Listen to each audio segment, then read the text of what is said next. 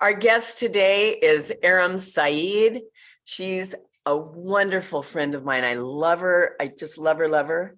She's zealous. She's a zealous visionary determined to transform systems of toxic patriarchy, misogyny, and male chauvinism by uniting women and teaching her universal truths. The thorough study of mind sciences and self-development led Aram to a spiritual awakening and a passion, and you know I love that word, a passion to teach universal truths while maintaining Islamic values.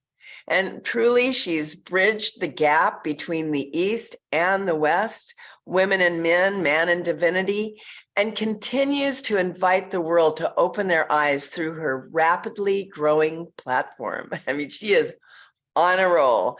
And today she's going to be teaching about how Muslim women and all women can heal the world.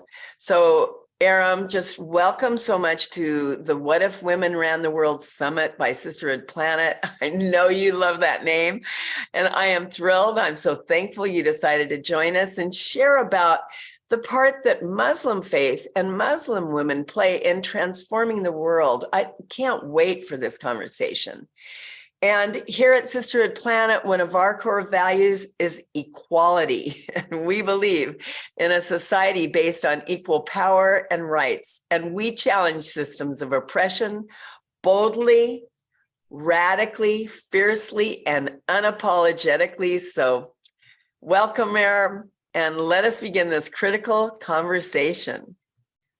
Oh my God. Thank you so much, Janet. It's so wonderful to be with you, my dear sister. You know how long I have loved you and admired you before you even knew I existed. I used to read your books, watch you, listen to you on summits, watch you on different shows and podcasts, and have learned so much from you. So I can't believe I'm here today having this conversation with you, but thank you so much for inviting me. I'm super excited. Okay, that makes two of us, because I was laying in bed this morning going, Aram, yay. So let's jump in. And Aram, I'm going to be taking notes of what you say, because I've noticed through these interviews that I don't want to miss things. So if you see me over here going da da da da da da, that's what I'm doing. Okay. I get it. All right, honey. So if you ran the world for a day, what kind of world would you create and why? So that's a really interesting question. I thought about it. If I ran the world for a day, honestly, as you know, my dear friend and mentor is also someone very dear to you, Chris Atwood, who started mentoring me 10 years ago. It's been a decade. And he has these three principles that he kind of drilled into me, which have really played a very important role in changing my life and my relationships, which is authenticity, transparency, and vulnerability, right? So I would, if I ran the world for a day, those principles would be very key in how I would like to see the world, is being absolutely transparent, first of all, right? Being authentic and then being transparent, because what we see happening in the world right now, which is kind of scary sometimes for some people, is really lack of transparency. You know, we're so connected. We've got social media, and the world has suddenly become far more connected than we ever could have thought possible 2 decades ago. Yet we're not transparent. There's all this confusion going on. So that's, if I had enough time in that one day that I had to run the world, that's the first things I would implement, is people being authentic, having some measures and systems in place where authenticity was rewarded and not punished. So people had this rule of law that would protect them, and then have transparency in government bodies, in bodies that hold power, the organizations, everything becoming very, very transparent. So those would be. Go ahead, go ahead. Well, I said those would be the two, basic principle. And through those, you would have equality, you would have balance, you would have fairness, justice, all of those things. I mean, can you believe what the world would be like? Oh my God. I mean, I have to really think about that, because ATV is a huge one for me.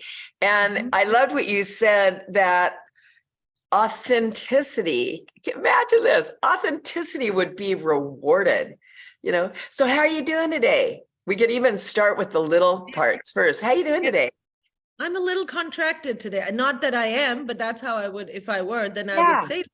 And Janet, that's one of the things that I just absolutely love about you, that we can be just so authentic. I have permission with you. I feel you're one of the people, one of the maybe 2 or 3 people on the planet that I feel I have total permission to be myself. I don't have to be politically correct. I don't have to watch what I'm saying. I can be myself. And that creates such a beautiful, loving bond. That creates trust. So I would love it if the world could be like that. I know, because then we would have what we have, this love in every time we talk. It would, because it's, I love you for who you're being right now in this moment. Nothing needs to morph, change, switch. Who you are is just perfect right now. I know it'd be so much fun. And I love also what you said. This was really good, that we'd have measures and systems in place. I mean, what a cool thing would be for, this ability to really be authentic, transparent, and vulnerable. I mean, oh my God, boy, would that unravel the system. Anyway, how would the world be different, Aram, if women and their feminine energy were leading global decision-making? Yoo-hoo! Woo-hoo. Well, it's a very interesting question to ponder upon, because, I like balance. And as you know, the fight that I'm involved in is helping the oppressed women, Muslim women, see, at least at the very beginning, at least recognize the level of oppression that they have been subjected to, which is actually not Islam. And a lot of them don't recognize it. So I am basically just trying to get them to come to a place of balance and equality, right? So if the feminine energy was dominant, to answer your question, let's first look at the way I like to ponder a question is, okay, what are the attributes of divine feminine energy? And, our somebody we mutually respect, Lynn Twist, said that the bird of humanity has been flying with one wing, which is the masculine, and now the bird of humanity is tired and must come into balance by unfurling its other wing, which is the feminine wing. And I really believe in that. But for something to come into balance that has been so out of balance for a while, you have to give attention to the part that has been weaker, that has been subdued, that has been oppressed. So for a while, yes, the feminine energy would have to come up.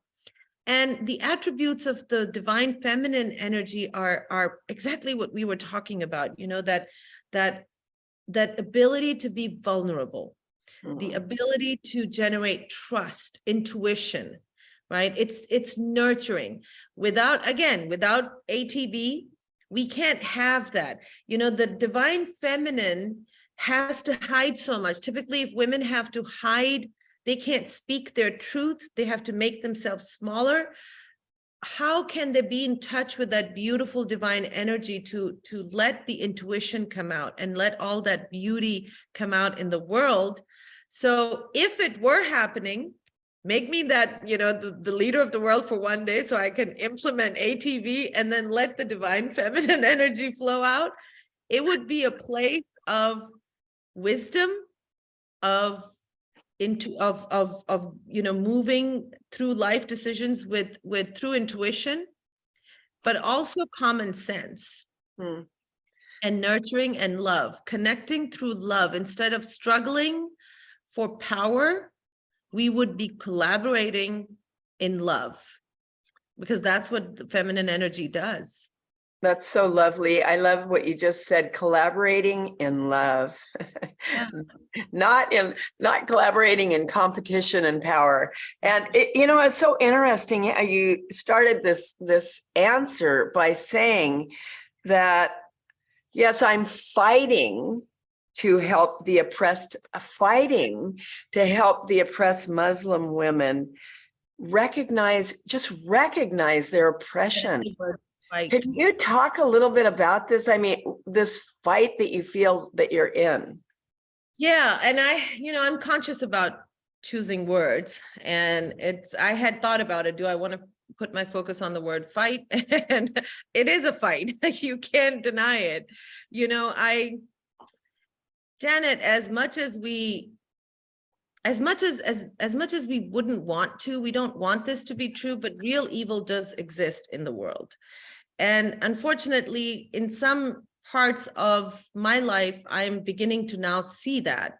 So the oppression of Muslim women, it's a very interesting, very volatile subject, because my story, of course, is I faced some forms of oppression growing up in Pakistan. Then I moved to USA, lived in Dallas for 30 years, where I found myself, through teachings of people like yourself and Chris and other people. I spent over a decade learning about consciousness and mind sciences and self-development, which then, it's very interesting, brought me back full circle to Islam, because every time I wanted to see an example of that excellence of personality and character and consciousness, it would take me back to Prophet Muhammad, whom I fell in love with all over again. And then I decided to research Islam on my own. So I had been fed a certain version of Islam as I was growing up, where I was told I'm inferior to men. I'm not as intelligent as men. This world really wasn't created for women. It was created for mankind, and women were supposed to be for their pleasure or their partners or their service or whatever. And then when I started to research the actual Islam, which was basically the Quran and the life of the Holy Prophet Muhammad, which is now 1500 years ago, I found a picture that was completely different from what I had been taught. So it was shocking to me. It was so different. It was night and day. So then when I researched some more, I realized that there are people that do know about this. There are lots of people. Obviously, it can't be a secret. I'm not the only one that figured it out. But there is so much pushback. There's such a backlash. If any scholar talks about it openly, he gets torn down. And I say he because most of the Muslim scholars are men.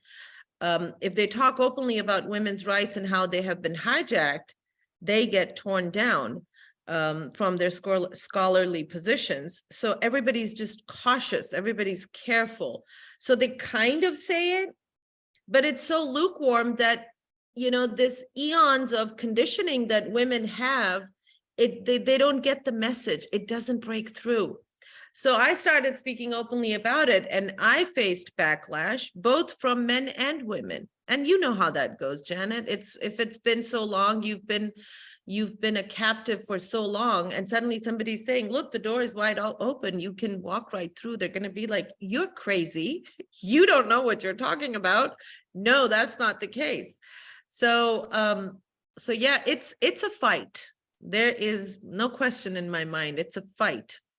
And I can really, I'm so glad you shared this, because it's so important what you're doing, what you're up to. And I'm so proud of you that, wait, something's wrong. Wait a minute. Wait, something doesn't feel right here, right? So let me go research it myself. Mm-hmm. And good for you, Aram, what a great truth seeker you are.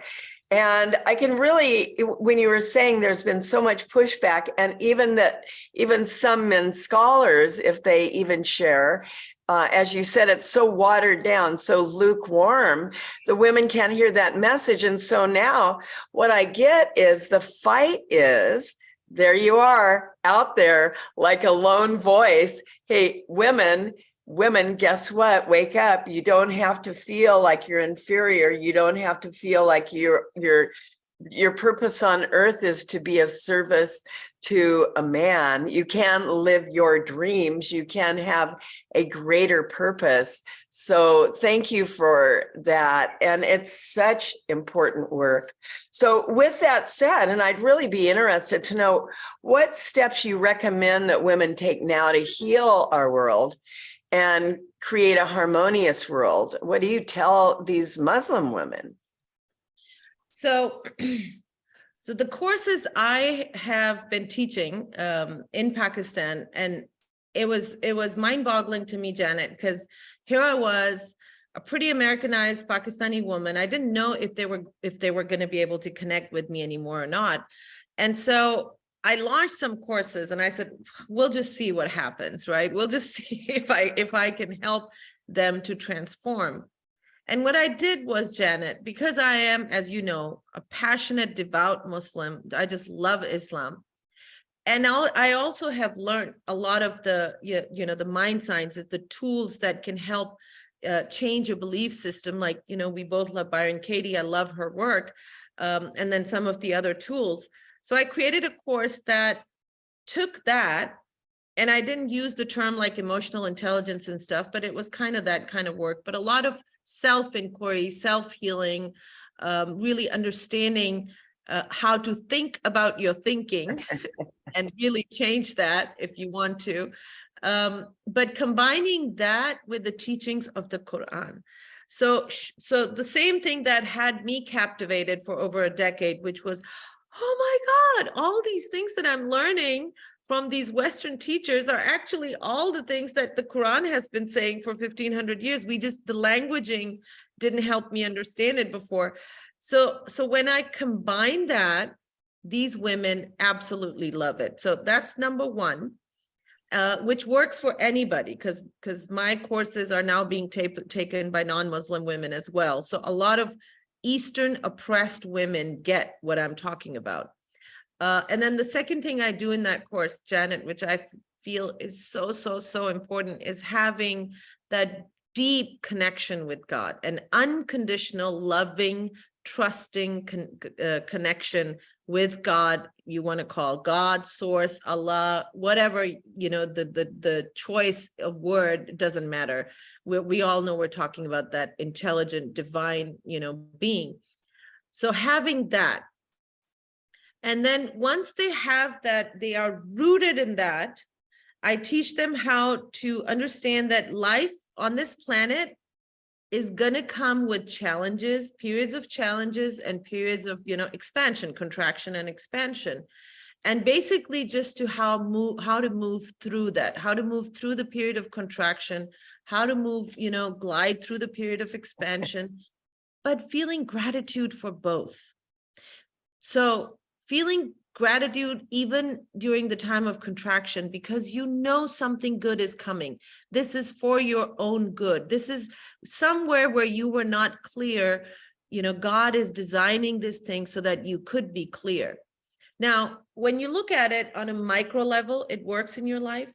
When you zoom out and you look at it at a macro level, like what our planet is going through right now, it's all okay. The big guy has your back. The world is not going to hell in a handbasket. It's okay. And I'm not going to be, as you have very lovingly pointed out to me before, it's arrogant to think that I am the one who's making any change in anybody's life. My job is to simply show up as me, be authentically me, and just share what I know and not be attached to the outcome. So I'm sorry if I kind of veered away in a different direction, but actually, that's a great. No, you didn't veer at all, Aram. You actually stayed right on track, because what you just shared in that last piece was just, you're not responsible for everyone on the planet. That's God's job. Nature, as you said, Allah, higher power, whatever name you want to put to that energy that's greater than yourself. Your only responsibility is to be you, ATV, authentic, transparent, vulnerable, yes. and really be just seeped in your own self-love. And that's what you give the world. I meet no one but me. And so I felt like you were right on track, and lovely, just absolutely lovely things that you said. And, I think that all of these things that you're, sharing with Muslim women is all of the things all of us need to, we need to have that deep connection to God, source, higher power. Otherwise, we feel like a leaf to the wind. We don't have that grounding energy within us, that is that faith, that trust, that knowingness that mother is at home, right? Everything is okay and everything is as it should be. And this is what you were saying. So, and I also loved how you brought up that, life is not without contraction and expansion, and both are just as important. Neither is better. And, when you're contracted, that's just nature's guidance telling you, all right, it's time to be with the self. And great stuff, Aram. So thank you. So I'd love to know, what is the number one thing that you recommend women do to develop their leadership power? Number one thing. Their leadership power. That is such a great question. I think the number one thing we need to do is really, again, connect with our own self, trust in ourselves, because so many of us, Janet, in this world of where, male energy is so dominant. And I've seen it lived in the West, so I saw it there. I've seen it here more so than the West. But secretly, for so many years, I was still comparing myself to men and secretly looking for their validation. and tell me that I'm good enough. Tell me that I'm as good as you are. And, and the thing is, our leadership style is very different. We gotta recognize that. We're more emotional generally, and that's who we are, and there's nothing wrong with that. I have a team which is mostly made up of women, and we get emotional, and we sometimes in a business meeting, I don't want to talk about anything business. I want to find out how their kids are doing and how my kids are doing, and we just want to do that, and it's okay. So first and foremost in leadership, I think that's one of the most important things for us women to understand, is that our leadership style can be very different, and that is perfectly okay. And perhaps it's needed right now because we've gone so much to the other side, it's become toxic, that it would be a breath of fresh air to see feminine leadership in its true authenticity, in its true authentic form, to see that happen. Because so many men would love that too. I have in my Pakistani company, I have mostly men in that team, and they love it, Janet, because they have never seen anyone lead a company that way, where we just go, so how are your kids? How is your family? And they would just go, they would be shocked. And then now they're softening, and they individually tell me, not in the group, but they individually tell me how much they love working for my company, because they feel so valued and heard, So this is wonderful. I love that you said our leadership style is very different, and it's so true. And to stop trying to morph, and this is what you see in many women leaders right now, that they got there because they really put on the masculine coat and are constantly, right, having to pull out their sword like a man instead of using that beautiful, feminine, nurturing energy. So, so lovely how you're doing that within your company. So thank you. I'm fascinated to know, Aram, why is it important for the Western women to care about the rights of Muslim women? Why do you think that? That is such a beautiful question. I love that. And, 10 years ago, when I signed up with Chris, I can't imagine that I had thought of it then. Wait, let's share with everybody. Aram is talking about Chris Atwood. And for all of you to know, Chris Atwood, Janet Atwood, not my husband. We haven't been married for over 23 years now, best friend, business partner. And well, actually, he's more just my best friend now, and comes in and as a best friend supports me. But I'm the godmother to their 3 children. And Chris is a high-end consultant, and he's been working with Aram for over 10 years. You lucky person, Aram, because I know. Oh my honestly, God. he's the best consultant. He is the best. The best in the world. I love him. I Me just too. love him. And in the first meeting that I had with him, because he does this interview before he selects you, I told him, I want to be the bridge between East and West. And I have no idea what was going through my mind at that time, but that really stuck a chord with him because his inner knowing said, this is true. That's who she is. And he kept reminding me for 10 years. So, and I understand now, of course, now it's 10 years later, I can see how that's kind of manifesting. I've, grew up in Pakistan, and I am a Muslim Pakistani woman. And yet I also have, I kind of did my growing up into adulthood in America. So I have a lot of the Western attributes and the Eastern attributes. So that's number one. And then number two, I feel why it's important for the Western woman to really care about the oppression of the Eastern women is, the Dalai Lama said that the Western woman is going to change the world. And I totally agree with that. And I always respectfully add that she will do that by helping her sister in the East rise up, and then together they will change the world. Because, we're talking about billions of women here. It's billions of women. And as you know, Janet, when you look at the world at the fine feeling level, at the energetic level, where we are all connected, if you've got a huge majority of the feminine energy feeling oppressed, we are all connected. So we can't rise up.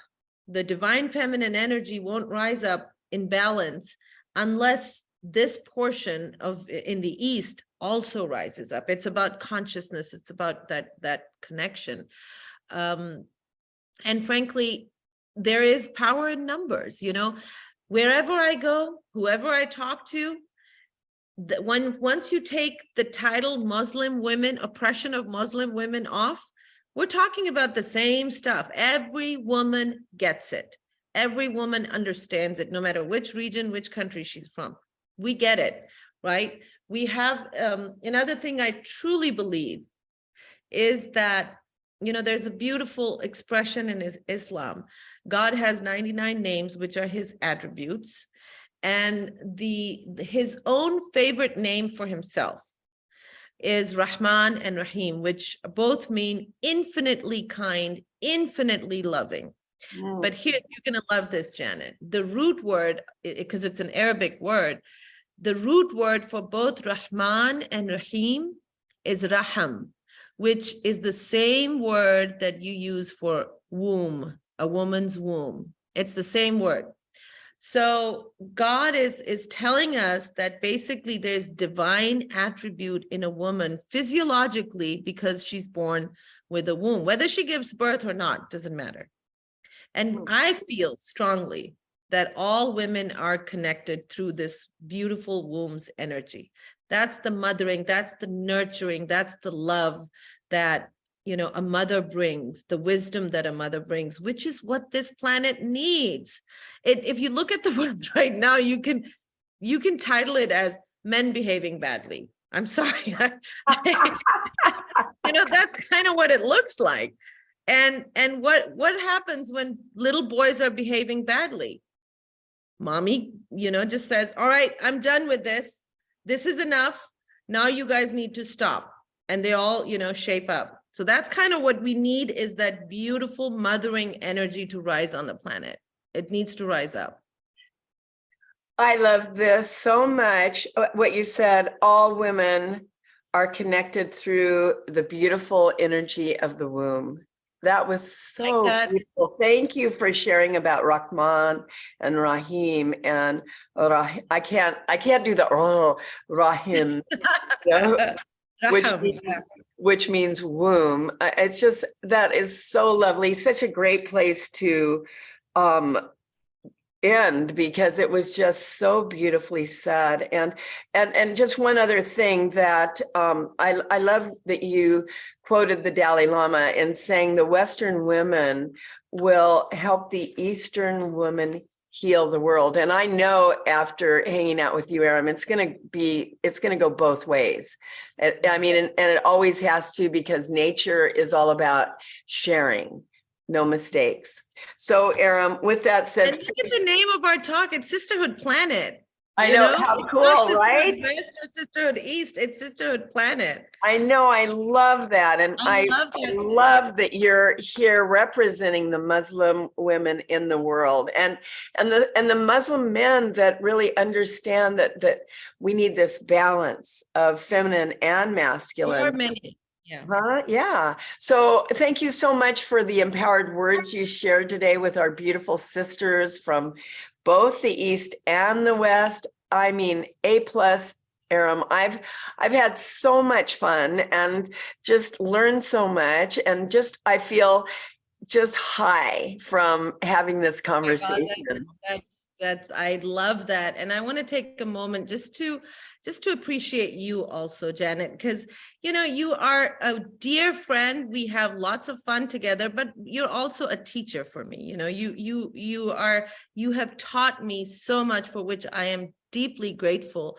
You have also helped me heal in so many ways, and you know that. And you are a truth teller, which I love about you. We lovingly say Janet is the lightning rod of truth, which is so beautiful. We need more Janets. And the beautiful work that you're doing, you're always doing something to help and impact the world in a positive way, as long as I've known you. So thank you so much for being you, and for this beautiful Sisterhood Planet that you're working on now. Oh, Aram, thank you. That was so like, I was like, thank you, Aram. All right. So the world Such is an as honor. you are, right? And I will take that in, and I want you to understand everything's a projection. So also take that in, huh? I love you, honey. Thank you.